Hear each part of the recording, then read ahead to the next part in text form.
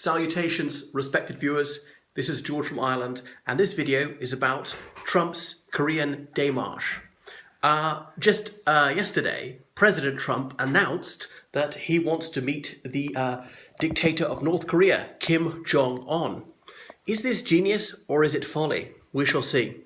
The People's Democratic Republic of Korea has existed since 1948, and Kim Jong-un is the third dynast to rule it. He's actually not officially president or prime minister. The eternal president is his late grandfather, Kim Il-sung. The only country in the world to be ruled by a dead man is North Korea, which tells you just how maniacal the setup is there, probably much to Trump's liking. But this is a diplomatic coup for North Korea, because no North Korean leader before has ever met any US president or the leader of any Western country. So Trump may be hailing this as a success. Well, it is for North Korea. And incidentally, countries which put the word democratic into their constitutional title, such as North Korea, are usually the least democratic. So those who boast about being something, such as tough, as Trump does, are usually the complete opposite of what they actually say. So it came as a surprise to many when Trump made this announcement, because he was saying, until very recently, that there was absolutely no point in parleying with North Korea. And now he's going to negotiate face-to-face with Kim Jong-un. The art of the deal. That's what Trump's all about, isn't that? Well, he's really setting himself up to fail because the expectations will be very high. Now, before negotiations face-to-face take place between the leaders of two countries which have been very hostile to each other, there are usually some pre-negotiations. Where are we going to meet, when, what's on the agenda, what's not for discussion, and there'll be a fairly high chance of some positive outcome for both parties. But there doesn't appear to be any of this. This is just typically for Trump, something he just blurted out on the spur of the moment. It's yet another about turn. As he said, there was no sense in negotiating with North Korea at all, and now all of a sudden he's willing to meet him face to face. So that's a real Trump card that he's given away. Don't forgive the pun, by agreeing to meet Kim Jong-un face to face. It's raised North Korea's status, and it proves yet again how Trump is so impetuous. It was done haphazardly, and he seems to have done it without seeking counsel from anybody else. And no doubt many people, even his own party, were very perturbed by this. Isn't this him being feeble? So he's jeopardized America's status. They can no longer say North Korea is completely unacceptable because now you're willing to meet them. Well, Kim Jong-un, who is he? Fat boy fat, a man in his early 30s. His exact age is unclear. And he went to school in Switzerland, an international one, so he speaks English. And he's from a nepotistic family, which has a slavish media, the sort that Trump would want, and promoted to position just because of who his family is, just as Trump promotes his sons, his daughter, to positions that they do not merit and are incapable of carrying out their duties successfully in these positions. Chauvinism and militarism characterizes North Korea, the sort of thing that appeals greatly to Donald J. Trump. And Kim Jong-un is a chicken hawk, just like Trump, someone who's never served in the military, yet is full of chauvinistic bluster, or what would be the word? Militaristic bluster, bellicose rhetoric, and is violently intolerant of dissent. I'm sure that Trump would like to be like that if the law permitted it, and shows a flagrant disregard for international law, just like Trump boasting that he would torture people, that he would deliberately target civilians. So why is this meeting going to take place? Diplomatic pressure working? Well, working on the United States. Military threats working on the United States, because Trump has caved in from his previous position, stonewalling, wouldn't talk to the North Koreans. There have been sanctions on North Korea. Now, North Korea's only significant trading partner is China. So perhaps that did work, and that enfeebled North Korea sufficiently.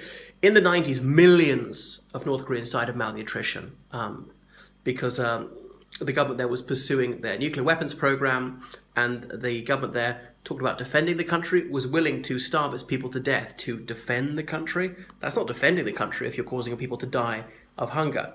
But threats worked on North Korea, or did they work in the United States to some extent?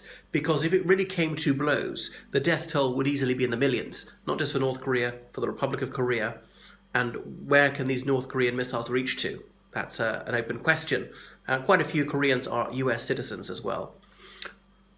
North Korea is a headache for the United States, and it's something that China can regulate. China can turn it up or turn it down.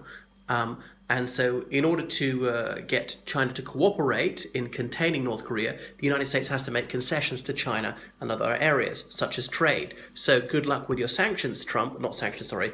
With your tariffs on aluminium and steel from China. Actually, China doesn't sell that much steel or aluminium to the United States. North Korea is an economic vassal state for China. It's a reservoir of cheap labor, of coal, doesn't have much else in the way of natural resources. North Korea is a faithful ally because the only country with which North Korea's got a fairly cordial relationship is the People's Republic of China. So North Korea is more or less a missile that China could launch, but then that could lead to a catastrophic war. Even if China's neutral, the fallout would be terrible. If there was a nuclear war on the Korean Peninsula, that would also affect China since it's adjacent. There have been no particulars about this much vaunted meeting. Where will it take place? It hasn't been touted when it would take place either.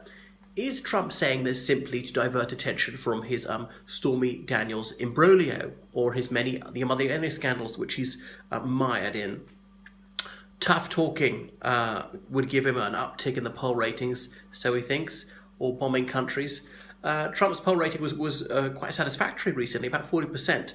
After the Parkland school massacre, he moved to capitalize on that very adroitly, saying we should arm teachers. Well, that's not a new idea, but that Trump bump for arming the teachers seems to have faded away. It doesn't seem to be practical. Very few teachers want to be armed. They're not soldiers or police officers. There's obviously a danger that they might have the gun grabbed off them. In some confused school shooting situation, they might shoot an innocent child by accident. Things like that. Their gun might be turned on them, all sorts of things. So Trump may not end up meeting Kim Jonghoon at all. We don't know where, we don't know when. Trump has all but cancelled his state visits to the United Kingdom.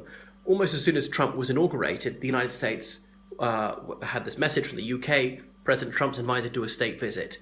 And that was the first diplomatic success for Trump. And it was much touted at the time. But the United Kingdom cannot guarantee there won't be massive protests against Trump. So Trump doesn't want to go. He can't get adulation wherever he goes. The UK is a free country, just like the United States. There is freedom of expression. People have the right to demonstrate against foreign leaders. And obviously Trump cannot tolerate freedom. So he said that he's more or less not going to go. It's been postponed sine die, which is obviously the height of bad manners. It's not protocol to refuse to go on a diplomatic trip or to go on a state visit, the highest expression of amity between peoples, once that invitation has been accepted. I don't know of any situation where an invitation for this has been accepted and then refused, because the United Kingdom only invites people on a state visit when they're certain that the person will accept.